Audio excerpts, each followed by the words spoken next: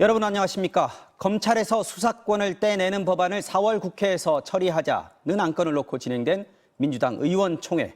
조금 전에 끝났고 결론이 나왔습니다. 법안 처리를 당론으로 채택한다는 겁니다. 국회 연결합니다. 자, 김지경 기자. 자, 민주당 의원총회 결론 내용부터 먼저 전해주십시오. 네, 검찰의 기소권과 수사권을 분리하는 검찰개혁 법안의 4월 내 처리를 민주당이 당론으로 의결했습니다. 표결 없이 의원들의 만장일치로 추인됐습니다. 오늘 오후 2시부터 시작된 의총에서 4시간 넘게 토론이 벌어졌는데요. 막강한 검찰 권력을 견제해야 한다는 강경파 의원들의 주장이 결국 관철됐습니다. 원내대변인 설명 들어보시죠. 이 원내대표의 마지막 당론 추인 요청이 있었고 의원들이 거기에 동의를 했기 때문에 표결 없이 당론으로 추인이 되었습니다. 만장일치로 추인되었다고 말씀드리겠습니다. 자, 검찰의 집단 반발 때문에 오히려 의원총회에서 쉽게 당론이 결정이 될 거다 이런 전망도 있었는데 논의가 꽤 길어졌어요. 네, 여권에 대한 검찰의 편파 수사 의혹이 일고 있고요. 여기에 검찰의 집단 행동까지 더해지면서 당론이 쉽게 모아질 거라는 전망이 우세했습니다. 검찰개혁을 촉구하는 당내 강경파 의원들의 목소리가 커진 게 사실이죠.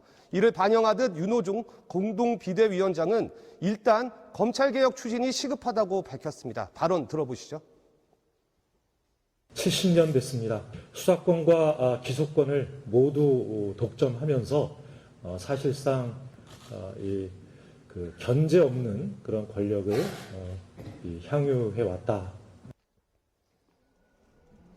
그런데 박지원 공동비대위원장은 신중한 추진을 당부했습니다. 검사들의 집단 반발이 돈과 권력을 포기하지 않겠다는 욕심으로만 보인다면서도 속도 조절론에 무게를 실은 건데요. 발언 들어보시죠.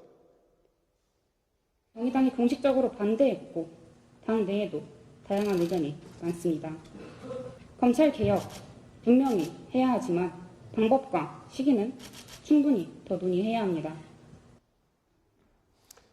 박 위원장 외에도 20명 정도의 의원들이 시기상조다라는 의견을 피력했고 논의가 이어졌습니다. 그러나 역시 대세는 검찰개혁에 힘을 실어야 한다는 거였고 당론으로 확정됐습니다. 자, 김정희 기자, 절대 다수당인 민주당이 당론으로 확정을 했으면 앞으로 법안 처리 일정 어떻게 됩니까? 일단은 가장 가까운 국회 본회의가 현재 15일에 예정돼 있습니다. 다만 6일 지방선거 선거구 획정과 중대선거구제 확대 방안 등의 처리를 위한 본회의여서 그날 처리되기는 힘들 겁니다. 그래서 정치권에선 4월 말을 마지노선으로 보고 있는데요. 법안이 최종 통과되려면 국무회의에서 공포가 되어야 하는데 문재인 정부 마지막 국무회의가 5월 3일입니다. 그날에 맞추려면 검찰개혁 법안이 늦어도 4월 말까지는 국회 본회의를 통과해야겠죠. 그래서 당장 다음 주부터 본격적인 법안 심사에 들어갈 수밖에 없는 상황입니다. 국민의힘은 대안 제시도 전혀 없는 검수완박 법안은 민주당의 자승자박이 될 거라며 강하게 비난했습니다. 필리버스터 등 모든 수단을 총동원해서 법안 저지에 나서겠다고 밝혔고요. 정의당은 시기나 방식, 내용에는 동의하기 어렵다며 사실상 반대 입장을 밝힌 상태입니다. 정의당이 반대를 계속할 경우 민주당은 필리버스터를 막을 수 있는 180석을 확보하지 못하게 됩니다.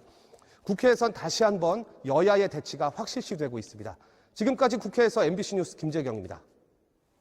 국내에서도 새로운 코로나19 변이가 처음으로 발견이 됐습니다. 오미크론과 스텔스 오미크론이 합쳐진 XL 변이라고 하는데요. 이 변이가 발견된 나라는 영국에 이어서 우리나라가 두 번째라고 합니다. 이게 어떤 변이인지, 전파력이나 특성은 어떤지 이강진 기자가 자세히 설명해 드리겠습니다. 오미크론과 스텔스 오미크론이 합쳐진 XL 변이. 지금까지는 영국에서만 66건이 보고됐는데 우리나라에서도 처음 발견됐습니다. XL 변이 감염자는 지난달 23일 코로나19에 처음 확진된 40대 남성. 3차 접종을 마쳤고 해외에 다녀온 적도 없습니다. 방역당국이 최근 한 달간 3만 400여 개의 확진자 검체 샘플을 분석하다 발견했는데 영국에서 보고된 염기 서열과 유사했습니다. 해외 방문 이력이 있는 다른 사람에게서 옮았을 가능성도 있는 겁니다. 재조합 변이는 두 개의 바이러스가 같이 감염됐을 때 서로 섞이는 현상입니다. 델타와 오미크론, 스텔스 오미크론 등 지금까지 나온 변이들이 결합해 만들어진 변이는 확인된 것만 17개에 달합니다. It's natural for viruses to change. The more the virus circulates, the more opportunities it has to change. 우리나라에서는 스텔스 오미크론이 오미크론과 함께 확산되기 시작한 지난 1월 말부터 이런 변이들이 생겨났을 가능성도 있습니다. 하지만 우려할 만한 수준은 아니라는 게 방역당국의 판단입니다. 세계보건기구도 일반 오미크론으로 분류하고 있어 특성 변화는 크지 않을 것으로 예상되며 영향도 제한적일 것으로 판단하고 있습니다. 영국 보건안전청도 최근 재조합 변이 상당수가 자연소멸됐다고도 밝혔습니다. 방역당국은 XL 변이 감염자의 가족과 접촉자 등 80여 명을 대상으로 감염 여부를 조사하고 있지만 새 변이가 방역 완화 기조에 영향을 주진 않을 것이라고 밝혔습니다. MBC 뉴스 이강진입니다. 자, 다음 소식 전해드리겠습니다. 윤석열 당선인이 오늘 박근혜 전 대통령과 만났습니다. 대구 달성의 박 전 대통령의 사저를 찾은 윤 당선인은 면목이 없다, 늘 죄송했다면서 미안한 마음을 말씀드렸다라고 말했습니다. 또 박 전 대통령의 명예 회복을 돕겠다면서 취임식에 와달라고 초청도 했습니다. 구민지 기자가 취재했습니다.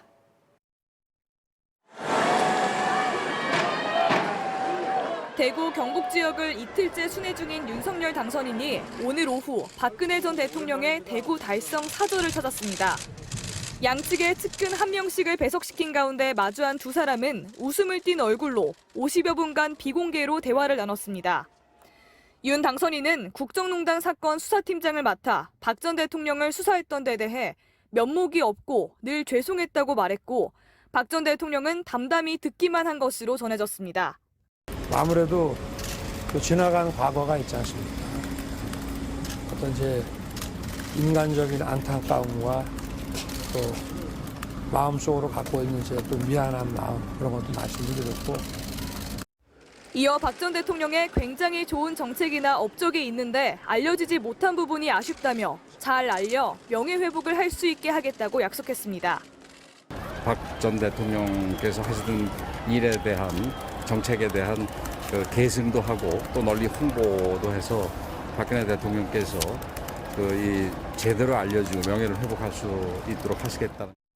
윤 당선인은 또 박 전 대통령의 아버지 박정희 대통령이 당시 내각과 청와대를 어떻게 운영했는지 자료도 보고 당시 근무한 분들을 만나 배우고 있다고도 말했습니다. 앞으로 경무고 많은 일이 있으실 텐데 좋은 대통령으로 남아달라고 부탁을 드렸고 또 당선인께서는 많은 가르침을 달라 이렇게 말씀이 있었습니다. 그러면서 윤 당선인이 당선되고 나니 걱정돼 잠이 잘 안 온다고 말하자 박 전 대통령은 대통령 자리가 무겁고 크다고 답한 걸로 전해졌습니다. 윤석열 당선인은 또 오늘 만남에서 박근혜 전 대통령에게 대통령 취임식 참석을 요청했고 박 전 대통령도 가능한 참석하도록 노력하겠다고 답했습니다. MBC 뉴스 구민지입니다. 거대한 괴물, 미사일이 쏟아지는 붉은 하늘. 한 구석에서는 어른과 아이가 손을 잡고 몸을 피하고 있죠. 침공 소식을 전하는 BBC 뉴스 화면도 보이는데요. 러시아가 우크라이나를 침공한 2월 24일 새벽 5시 45분, 그 순간을 보여주는 작품입니다. 이 작품은 우크라이나 정부가 기부금을 모으려고 만든 디지털 예술 작품인데요. 가짜가 아니라 진품이라는 걸 증명하기 위해서 NFT, 그러니까 암호 기술로 만든 꼬리표를 붙였습니다. 이 작품은 60만 원에 팔렸는데 우크라이나 정부는 하루 만에 54종류의 디지털 작품을 팔아서 7억 원이나 모았습니다. 우크라이나를 도우려는 전 세계 사람들이 이 작품을 사준 건데요. 지불은 암호화폐 이더리움으로 하고 우크라이나 정부가 개설한 암호화폐 지갑으로 입금이 되는 겁니다. 자, 하지만 가짜도 돌아다닙니다. 디지털 작품을 복제해서 우크라이나 정부를 사칭한 가짜 NFT 꼬리표를 붙여서 파는 건데요. 우크라이나 정부는 공식 사이트에서만 구매할 수 있다, 이렇게 당부까지 했습니다. 그러니까 NFT가 붙어 있다고 해서 다 믿을 수 있는 건 아니라는 뜻입니다. 폭발적으로 성장하고 있는 NFT의 세계, 큰 돈이 몰려들고 있지만 위험도 도사리고 있습니다. 김아영 기자가 전해드리겠습니다. 사람 키만한 거대한 스크린 속에 담긴 예술작품. 10만 개의 점들이 스크린 속에서 춤을 추듯 천천히 움직이고 있습니다. 김환기 화백의 1971년 작품 우주를 디지털로 만든 작품입니다. 캔버스에 그린 유화가 디지털로 탈바꿈했습니다. 김환기의 우주는 3년 전 홍콩 크리스티 경매에서 한국 미술품 역사상 가장 높은 132억 원에 팔렸습니다. 디지털로 만든 우주는 얼마에 팔렸을까? 점 하나하나를 디지털 작업을 하다 보니까 굉장히 오랜 시간이 걸렸고요. 하나로 한 2억 9천만 원. 디지털 우주는 석점을 만들었습니다. 가짜가 아니라 진품이라는 걸 증명하려고 암호화 기술을 이용한 꼬리표, NFT를 붙였습니다. 최근 경매에서 2점은 2억 2천만 원에, 한 점은 2억 9천만 원, 석점 합해 7억 3천만 원에 팔렸습니다. 그냥 디지털 복제품일 뿐인데 엄청 비싼 값을 받은 겁니다. 디지털 아트에 대해서 가치를 좀 알아봐 주시는 분들이 저희가 봤을 때도 점차 좀 늘어나고 있다고 보고 있어요. 한때 비트코인 같은 가상자산에 몰려들던 돈이 최근에는 NFT로 몰리고 있습니다. 세계 최대 NFT 거래소인 오픈시는 지난 1월 한 달 동안 6조 9천억 원이 거래됐는데 1년 만에 837배나 커졌습니다. 예술 작품, 유명 인사의 트위터, 무한도전의 한 장면까지 온갖 것들이 NFT 꼬리표를 달고 거래됩니다. 하지만 위험도 도사리고 있습니다. 누구나 쉽게 NFT를 만들 수 있기 때문에 별 가치가 없는 수많은 NFT들이 쏟아져 나옵니다. 저도 직접 만들어 봤습니다. 가상화폐 지갑 계정을 만들고 NFT를 발행해주는 홈페이지에서 발행하기 버튼을 누릅니다. 직접 찍은 풍경 사진을 올렸더니 저만의 NFT 꼬리표가 붙은 작품이 탄생했습니다. 이렇게 NFT 발행이 끝났습니다. 계정을 만들고 나니 실제 발행까지는 3분도 걸리지 않았습니다. 아무 NFT나 만들어 유명한 작가를 사칭하기도 합니다. 작년 9월에는 얼굴 없는 화가로 유명한 영국 작가 뱅크시를 사칭한 가짜 NFT가 3억 9천만 원에 팔린 적도 있습니다. 그런 사건들이 잊어버릴만 하면은 이제 발생을 해요. 그림에 대한 NFT를 판매했을 때, 문제가 생겼을 때 NFT 마켓플레이스가 어디까지 책임을 질 것이냐. 코인에 이어 새로운 투자 대상으로 뜨고 있는 NFT. 코인이 그랬던 것처럼 이 안에도 옥석이 있지만 아직은 가려내기 쉽지 않습니다. MBC 뉴스 김아영입니다. 지난 2015년 SK 최태원 회장이 혼외자가 있다는 사실을 밝힌 뒤 부인인 노소영 씨와의 이혼 소송이 진행돼 왔는데요. 법원이 최근 이혼 소송이 끝날 때까지 최 회장이 주식을 처분할 수 없다고 결정했습니다. 노소영 씨에게 얼마를 나눠줘야 할지 아직 모른다는 겁니다. 정상빈 기자입니다. 지난 1988년 SK 최태원 회장과 노소영 아트센터 나비 관장이 결혼했습니다. 현직 대통령의 딸과 재벌가의 장남이 만난 세기의 결혼이었습니다. 하지만 결혼 생활 27년 만인 지난 2015년 최 회장은 한 신문사에 편지를 보내 혼인 관계를 끝내겠다는 입장을 공개했습니다. 노 관장과 10년 넘게 깊은 고를 두고 지냈고 다른 사람을 만나 아이도 태어났다며 이혼하겠다고 밝힌 겁니다. 지난 2018년 부부의 이혼 소송은 본격화됐고 가정을 지키겠다는 뜻이 분명했던 노 관장도 이듬해 맞소송으로 대응에 나섰습니다. 힘들고 치욕적인 시간에도 희망을 갖고 기다렸다면서 이제는 남편이 원하는 행복을 찾아가게 해주겠다는 메시지와 함께였습니다. 노 관장은 위자료 3억 원과 남편의 SK 주식 중 약 42%, 현재 시가 약 1조 3천억 원어치를 나눠달라고 요구했습니다. 1년 9개월 만인 지난 2월 법원이 최태원 회장에게 SK 주식 350만 주를 함부로 처분할 수 없다고 결정한 사실이 뒤늦게 확인됐습니다. 이혼 소송이 마무리돼 노 관장에게 얼마를 나눠줄지 재산 분할 결론이 나올 때까지 주식을 팔지 말라는 겁니다. 이혼 판결이 확정이 된다 하더라도 상대방의 재산이 집행되기 어려울 경우를 대비한 경우인데요. 그래서 일반적으로 가압류나 가처분을 신청하면 보편적으로 인정을 하고 있습니다.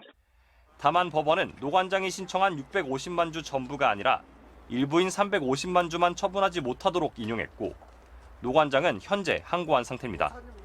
두 사람의 이혼 소송은 지난 2020년 4월부터 현재까지 10번 가까이 진행됐는데 보통 이혼 소송과 달리 사안이 복잡한 만큼 최종 판결까진 시간이 더 걸릴 수 있다는 관측도 나옵니다. MBC 뉴스 정상빈입니다.